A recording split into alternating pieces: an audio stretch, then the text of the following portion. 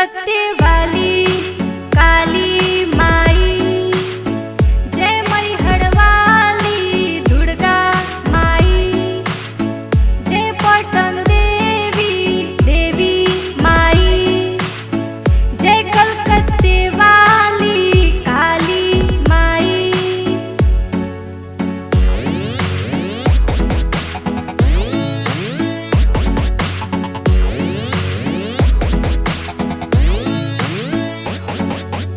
अलगे अलगे रूपे में माई, पूराई जग में होला पूजाई।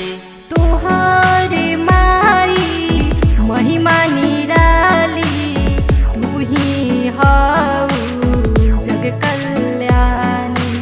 अलगे अलगे रूपे में माई, पूराई जग में होला पूजाई। तुहरे माई महिमा निराली, तू ही हऊ जग कल्याणी।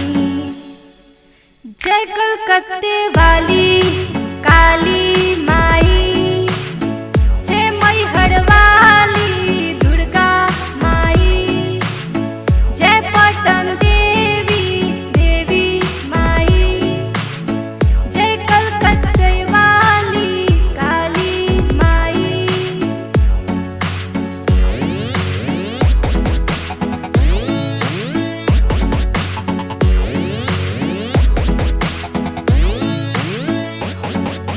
सबके सपना हो जाला पूरा, माई के दर पे जे केहू जाला।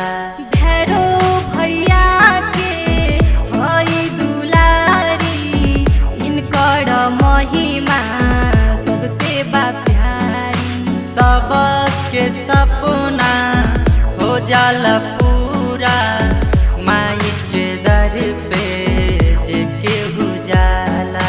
भैरो भैया के हई दुलारी, इनकर महिमा सबसे बा प्यारी। जय कलकत्ते वाली काली माई, जय मैहर वाली दुर्गा माई, जय पटन देवी देवी माई, जय कलकत्ते वाली काली माई।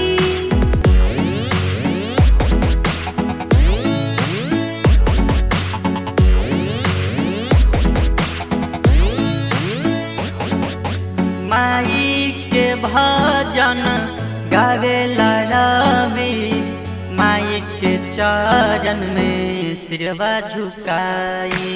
गायत्री दीपक कहे हमके बनाला माई, अपने चरण के दुलाए माई। माई के भजन गावेला रवि, माई के चरण में सिरवा झुकाई। गायत्री दीपक कहे हमके बनाला माई, अपने चरण के दुलाए माई। जय कलकत्ते वाली